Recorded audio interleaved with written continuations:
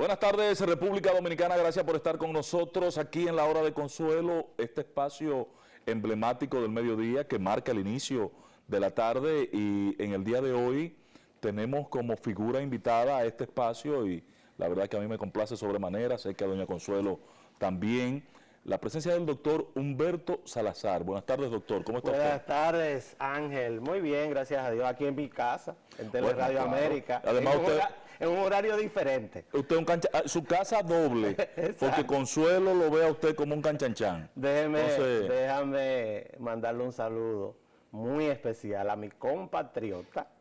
¿Todavía? Doña Consuelo Estradel, compatriota mía. Anda buscando que la voten otra vez. Amiga mía. No, tú sabes que de ahí tú sales y entras cuando tú quieres.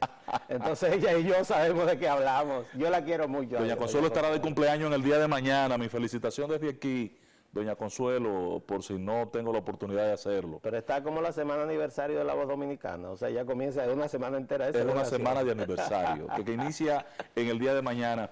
Humberto ha escrito, ha dado dos respuestas muy contundentes que a mí me impactaron de manera real. Bueno, tú eres un lector permanente de lo que yo escribo. Claro, no, tú escribes con mucha calidad y uno tiene que, aún estar en contradicción contigo, leerte y conocer lo que tú planteas, aún en contradicción, porque la verdad que sabes sustentar tus planteamientos, conceptualizar. Son pocos los dominicanos, según Leonel Fernández, que estamos en capacidad de conceptualizar, y tú lo haces muy bien. Has tratado dos temas, Humberto.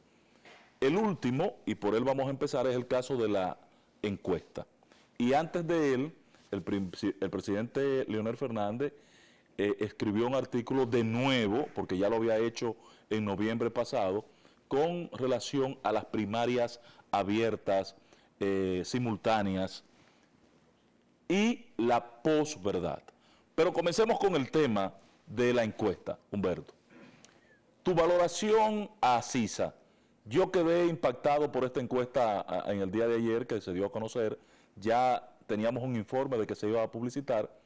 Es una encuesta obviamente dirigida a posicionar a Leonel Fernández, pero quisiera oír tu análisis de esta valoración que da a los diferentes líderes políticos y al gobierno, al Partido de la Liberación Dominicana y a sus líderes en particular. Bueno, no hay duda de que el tema de la encuesta CISA ha provocado una gran confusión. Y ha provocado una gran confusión porque desde la tarde de ayer, precisamente cuando estaba aquí con don Freddy Sandoval, realizando el programa que tenemos de 4 a 5 de la tarde, 360 grados, pues comenzamos a ver algunos datos, pero eran datos que provenían de la rueda de prensa que había hecho doña Lilian Pagán, mi amiga de muchos años, que es la presidenta de Asisa Research Group en República Dominicana. Sin embargo, nosotros nos sentamos a esperar que en la página de Asisa, e invitamos a los televidentes a que la busquen, está en internet, en esta época es muy difícil hacer algo oculto, pues publicaran la ficha técnica. Porque con la ficha técnica y las preguntas que se hicieron a esos grupos tan diferenciados, donde se habla de miembros del PLD y la población en general, miembros del PRM y la población en general, pues nosotros esperábamos buscar cuál era el objetivo de publicar una encuesta de carrera presidencial en forma tan temprana. Lo primero es que en la ficha técnica hay graves contradicciones y están inducidas por las preguntas que se hacen. Uno, esa es una encuesta dirigida a demostrar que el pueblo dominicano rechaza el tema de la reelección. Es el primer objetivo. De 12 preguntas que se hacen, no es una encuesta muy extensa, es una encuesta con 12 preguntas nada más. De esa, una tercera parte tiene que ver con la reelección. O sea, se insiste en preguntar la reelección y en la pregunta, Ángel, pues siempre se pone el nombre de Danilo Medina. ¿Qué usted piensa si el actual presidente Danilo Medina modifica la Constitución para reelegirse? Siempre, en las tres preguntas que tienen que ver con reelección, pone el nombre de Danilo Medina. Objetivo de una pregunta de ese tipo, pues que las personas que pudieran adversar a Danilo Medina se identifiquen con la pregunta y reunir a todo, oposición y también adversarios internos del presidente, para dar una respuesta que era la que ellos estaban esperando. Entonces, por eso usted ve que algunos periodistas inmediatamente toman esa pregunta y la publican con un resultado definido cuando es una pregunta totalmente inducida. Lo segundo, hay en la última pregunta, que no aparece en casi ningún análisis de prensa de lo que yo he leído, pues la tendencia clara de Aziza es tratar de posicionar a los que deberían enfrentarse en las elecciones del año 2020. Es la última pregunta. Y solamente se mide a Luis Abinader y a Leonel Fernández bajo esta premisa, que se tomaron los que encabezaban las preferencias electorales por partido. No se mide a Danilo Medina, no se mide a Margarita Cedeño, no se mide a Hipólito ¿Y cómo es Mejía? posible, Humberto, cómo es posible tú definir una pregunta en ese sentido sin conocer el resultado del posicionamiento interno de los candidatos en cada partido? Porque para eso lo que usan es la metodología de tomar el resultado de lo que ellos llaman grupos intrapartidarios, asumiendo que o habrán asambleas o habrá primarias cerradas, cosa que en este momento no se sabe. Porque cuando tú posicionas, y eso está incluso en la primera página del Listín Diario, o sea, eso se pone en la primera página del Listín Diario, de que Luis Abinader y Leonel Fernández serán los que se enfrentarán en las elecciones del año 2020. Sí, hay una definición muy clara ahí. Porque esa es la última pregunta. ¿De dónde parte yo quiero mucho a Lilian, y a la gente de Aziza, pero lo que podría ser no quiero usar la palabra manipulación. Manipulación, vamos a decirlo como es, porque es obvio, tú no puedes llevarme. Eso es una posverdad, ¿eh? Claro, claro. Totalmente. Bueno. Eso es una posverdad, Claro. lo que hay ahí. Y te voy a decir por qué es una posverdad, que es simplemente tratar de alinear sentimientos con una no verdad, con una mentira. Se parte del resultado de lo que ellos llaman PLDistas y PRMistas, que asumieron un posicionamiento al principio de la encuesta. Entonces, tienen en el PLD, pues, un posicionamiento en el cual, dentro del PLD, según ellos, a los que ellos identifican como PLDistas, que no se saben ni siquiera si van a votar si fueran primarias cerradas, porque ahí no hay padrón que se conozca, identifican a esta gente, entonces dicen que Leonel Fernández está por encima de Danilo Medina. Sí, esa parte que tú planteas es muy correcta, Humberto, porque el planteamiento que ellos hacen es si usted tendría la oportunidad de votar. Exacto. En las primarias. Esa es exactamente la pregunta. O sea, que hay genera como un vacío, un bache, porque si usted no es militante, entonces ¿por qué usted está incursionando en una pregunta con ese contenido? Pero además, con la observación que tú haces, que yo no había reflexionado al respecto, de la penúltima pregunta de que se enfrentarán al final. Es la última. Es la última, Ángel.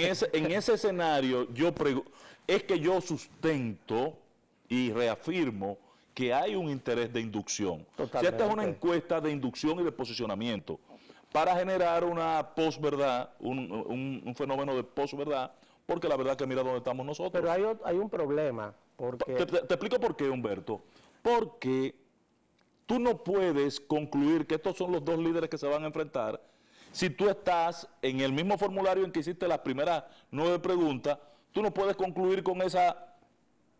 Cuando estás midiendo a otra gente. Cuando estás midiendo, tú no tienes el resultado, tú no has tabulado los primeros 9. Ahora, si tú hiciste una primera encuesta y con posterioridad haces una segunda, bueno, en función de estos resultados, voy a tomar esta segunda medición. Porque tienes que medir una cantidad de gente, claro, pero solamente se mide a Luis Abinader y a Leonel Fernández. Increíble. Más nada. Porque es una posverdad por lo siguiente. Porque cuando se va al escenario donde ellos dicen que es la población en general, Leonel Fernández queda en tercer lugar. En tercer lugar. O sea, el que gana en el escenario nacional frente a la candidatura del PLD es Danilo Medina. Y en segundo lugar queda Margarita Cedeño. Y en tercer lugar queda Leonel Fernández y en cuarto lugar queda Abel Martínez. Ese es el posicionamiento. De los líderes del PLD. Entonces yo digo, bueno, perfecto, puedes hacer lo que quieras, pero vamos a seguir analizando otras preguntas.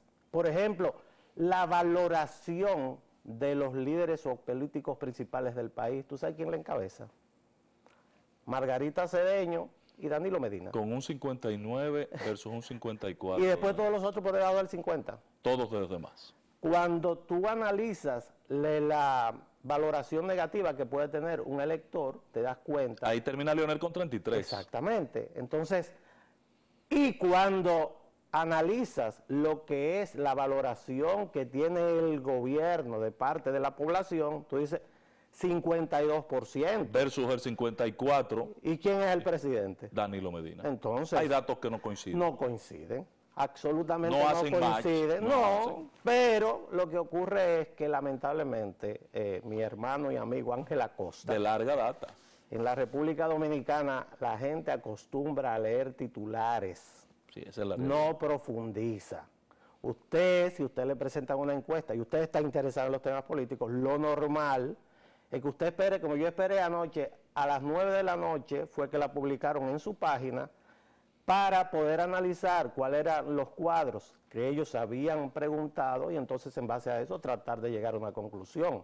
Y la conclusión mía es fundamentalmente lo siguiente en 4 partes. Lo primero es que es una encuesta dirigida a provocar una percepción contraria a la reelección. Yo he sido reeleccionista toda mi vida y he ganado la mayor parte de las veces que he ido a torneos electorales. Tú definiste que tiene 3 ejes esta encuesta de intención. Y la primera es una trampa, desacreditar la reelección. Totalmente. Hay una cuarta trampa donde ellos cayeron sin darse cuenta. Lo segundo que hubo es tratar de posicionar a la candidatura o las primarias cerradas por encima de las primarias abiertas, cosa que tiene que decidirlo el Congreso. Y en una primaria cerrada, pues entonces, según la encuesta, ganaría Leonel Fernández en una primaria abierta, ganaría Danilo Medina si fuera candidato, que eso no está decidido, por supuesto. Y en tercer lugar, existe la tendencia a tratar de ubicar lo que serían las boletas que se enfrentarían en las elecciones del año 2020. La boleta del PRM encabezada por Luis Abinader, que se ha mostrado un socio eficaz de la corriente de Leonel Fernández dentro del Partido de la Liberación Dominicana. Y yo lo digo con toda responsabilidad porque yo no soy del PLD. O sea, yo trato de analizar lo que veo y en segundo lugar puedes ubicar al expresidente Leonel Fernández, que con todo su derecho podría ser candidato del Partido de la Liberación Dominicana. La trampa en que cayeron es que posicionan a Margarita Cedeño de Fernández. Sí. Margarita Cedeño surge como una figura que en caso de ausencia de la candidatura de Danilo Medina y en una relación cercana con él, porque su forma de hacer política, y yo lo sostengo en mi artículo de Chispas hoy, es muy parecida a la de Danilo, en el sentido de que dan la cara a la gente, viven en los barrios, van donde la gente pobre, escuchan a la gente, donde hay problemas se presentan, no están aislados. Bueno, una alianza entre ellos dos podría provocar la derrota de los que mandaron a hacer esa encuesta. Esa es la realidad y a eso es que tú calificas como que el se cuento de Juan Bosch. El cuento de Juan Bosch. Eso es una, ¿Podrías relatarlo y repetirlo? Claro, Juan Bosch. Bueno, más que un cuento es una anécdota. Decía Juan Bosch que imagino es un personaje de uno de sus cuentos. De uno de sus cuentos, pero uno de los personajes más conocidos. Imagino una vez iba por una sabana y entonces le cayó atrás un toro. Y él salió corriendo del toro y, para su suerte, vio en la lejanía una casa que tenía 2 ventanas. El problema es que Magino era visco y por lo tanto veía 2 realidades. Entonces Magino, corriendo ya, cansado, se lanzó por la ventana para cuidarse del toro, solamente que se lanzó por la ventana que no era y al final lo cachó el toro que era. El toro que era. Humberto, en el tema de la situación interna de los partidos, no se tiene claro hoy la posición del PRM con respecto a las primarias abiertas o cerradas. Senado de la República avanza en la aprobación de un proyecto de ley. La Cámara de Diputados, en paralelo, avanza en la aprobación de otro proyecto de ley. El PLD ha dejado en libertad a sus legisladores de definir cuál modelo se aprobará en la encuesta, en la ley, si la primaria es abierta o las primarias cerradas, con el auspicio de la Junta y el padrón de la Junta y simultáneamente. ¿Qué tú crees que pueda pasar allí? Porque la realidad es que yo siento a la distancia que el PLD delata que no tiene interés de que se apruebe la ley de partidos políticos. Porque si hubiese tenido interés, repiten la acción de una sola ley en una sola Cámara con una comisión bicameral y salimos de esto a la brevedad. ¿Qué puede estar pasando?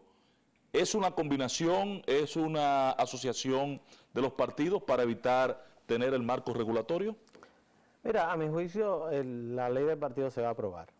Eso es lo que yo creo, y que la ley de partidos se va a aprobar, y primero se va a aprobar en el Senado de la República, que debe aprobarse o durante esta semana o la semana que viene, en base a un informe que dará la comisión especial que nombró el Senado para esos fines, y se va a aprobar con el voto de varios partidos políticos con las primarias abiertas y simultáneas, porque hay que usar la racionalidad. ¿Por qué yo digo con el voto de varios partidos? Porque yo no tengo duda de que José Jacín, del Partido Reformista, va a votar a favor de eso. Que el PRD, va a votar a favor de eso, y que Amable Ariztí va a votar a favor de eso también. Entonces, más los senadores del PLD, que son la mayoría, pues eso está prácticamente aprobado, por lo menos en el Senado de la República. En la Cámara de Diputados yo creo que se va a aprobar.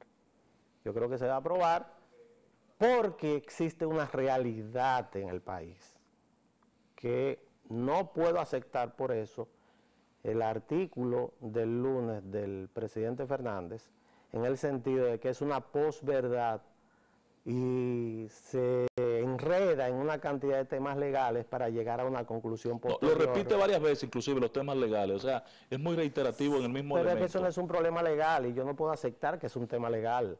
Ese es un tema político, de realidad política, y me satisface mucho el final de su artículo, porque también hay que leerlo entero, porque está dividido en 3 partes ese artículo. 2 partes en las cuales se opone terminantemente a lo que son las primarias abiertas y simultáneas, en base a una pertenencia partidaria que no existe, y él lo sabe. Y hace un cuestionamiento al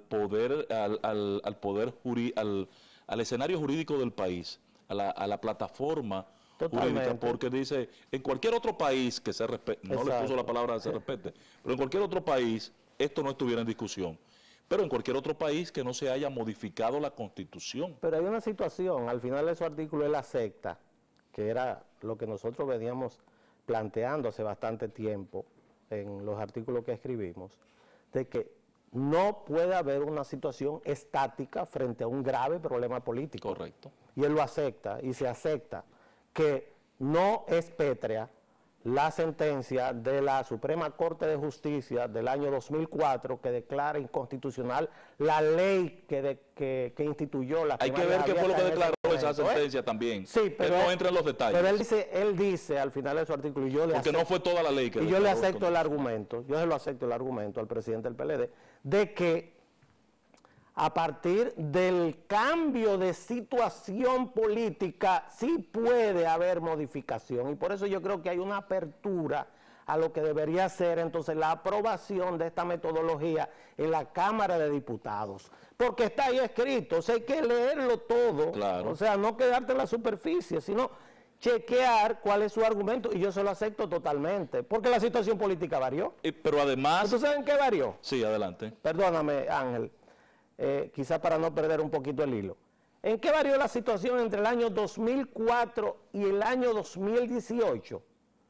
Que el sistema de partidos políticos de la República Dominicana en este momento está en una grave crisis y no existe. Esa es la realidad. No existe, comenzando por el Partido de la Liberación Dominicana. Que en el pasado existían por lo menos en las sedes centrales, ahora ni en las sedes ni centrales. Eso, no tienen padrones, no tienen listas. El PRM, Ángel, que podía ser un padrón desde cero, porque un partido nuevo... acaba de delatar un fracaso total. Totalmente. Entonces lo que nos estamos jugando aquí es la sustitución o no de los partidos tradicionales que conocemos. Mira lo que pasó en Costa Rica.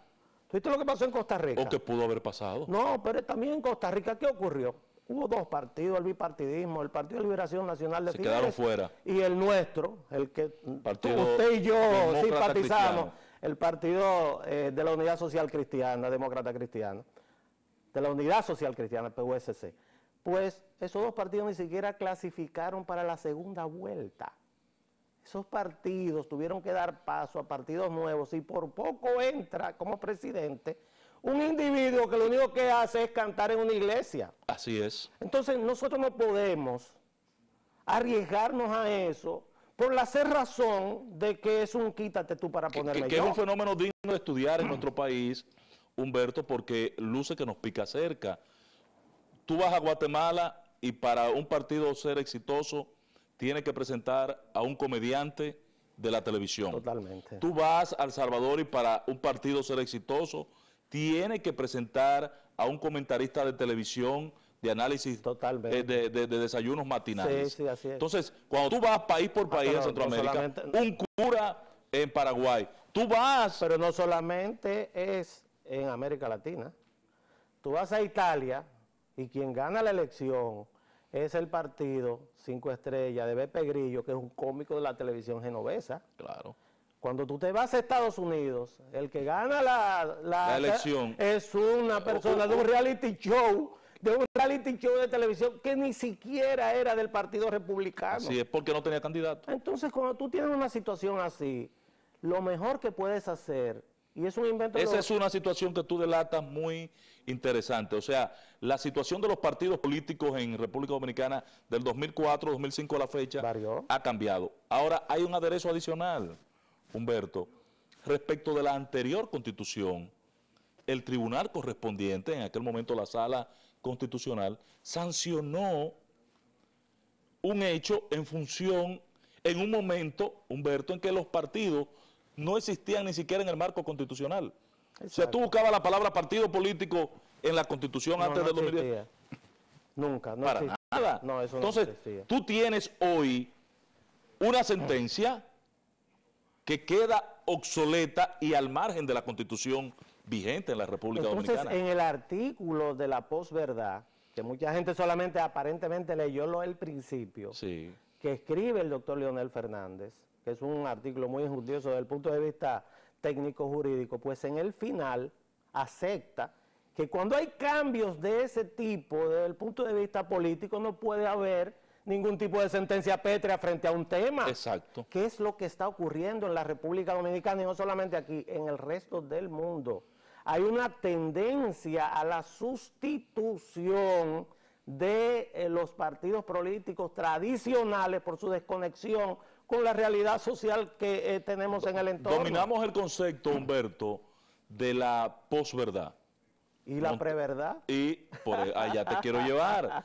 Y lo aprendimos con doña Consuelo. Estamos aquí en la hora de Consuelo y con ella lo aprendimos. Y la preverdad, existe que la preverdad. tú la defines ahora en tu último Pero no soy artículo. yo, hay tratados sobre ese tema.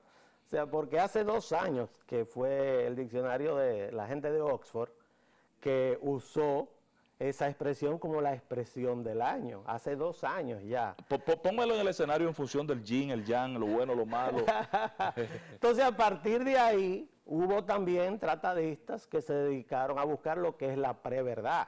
Porque si la preverdad es una mentira sostenida sobre sentimientos, entonces la preverdad tiene que ser lo contrario. La verdad. Sobre hechos objetivos. Sobre hechos objetivos. La preverdad está fundamentada sobre hechos objetivos.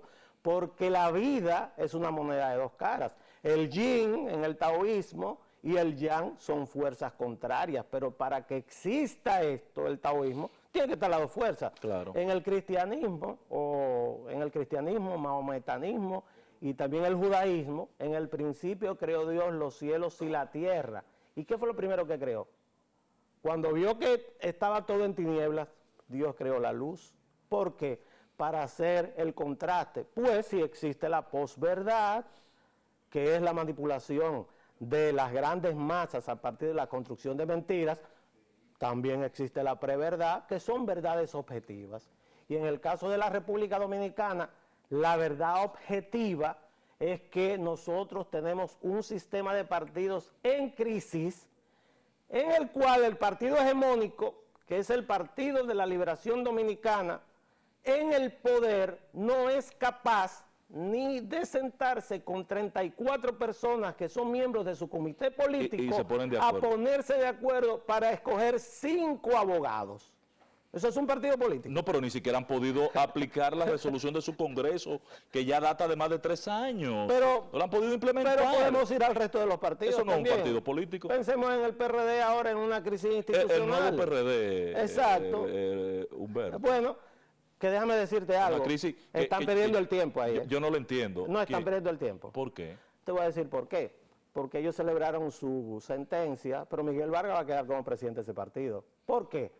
Porque casi todos sus adversarios se fueron para el PRM, tienen un proyecto nuevo. ¿Quién lo va a adversar ahí? Claro. O sea, no hay duda de que ellos están pidiendo. Eso es una pérdida de tiempo. Un anismo mental. Lo que yo no he entendido es la sentencia en sí mismo, pero de eso vamos a hablar. Bueno, pero ya yo no soy abogado, ya eso es tema del Tribunal Superior Electoral. El Partido Reformista, que es nuestro origen, el tuyo y el mío, es un partido. Todavía queda cierto tipo de sentimiento, pero no existe estructuralmente. Esa es la realidad. El PRM, que tuvo la oportunidad de construir un padrón y de estructurarse, pero ni siquiera son capaces de dar números de su... 3 semanas pataleando. Pero aparte de eso, ya Chu anunció que iba a armar un lío. Y ya los demás candidatos comienzan a definir el proceso como un tollo, con la situación agravante de que quienes asumen, a quienes han impuesto como los próximos dirigentes, no tienen peso específico. Entonces eso es preverdad, eso es verdad objetiva.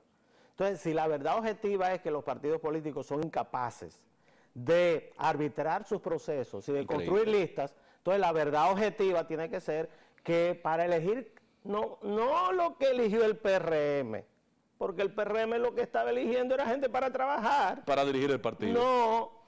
Candidaturas donde hay una cantidad de intereses enormes dentro de 1 año y medio aproximadamente, lo único que podemos hacer es utilizar el padrón de la Junta Central Electoral y el arbitraje de la Junta Central Electoral, porque es lo único aceptado en esos partidos. Lo decíamos ayer, Humberto, permíteme hacer una pausa. Claro que sí.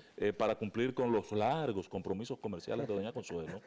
Y entonces, cuando regresemos, yo quisiera ver contigo un tema que no te he visto abordar, pero tu sapiencia y tu capacidad de análisis político me permite improvisarlo aquí. ¿Está el PLD convirtiéndose en gobierno y oposición? Y el peligro que podría significar esto para nuestro débil sistema democrático. Vamos a la pausa y regresamos de inmediato.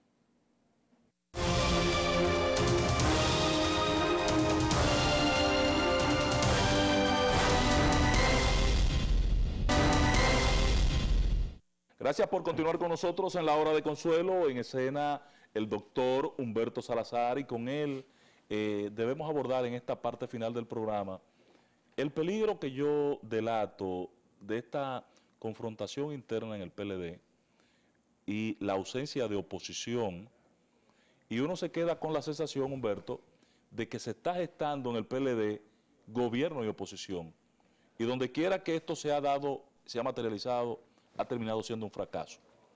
Mira, eso lo primero es que la teoría política dice que es algo normal.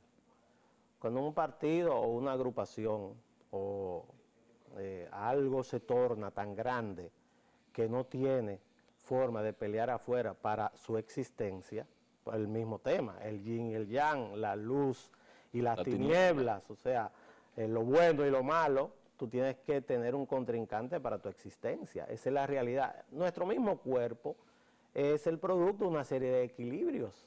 Es la realidad. Entonces, una organización tiene la misma forma de actuar.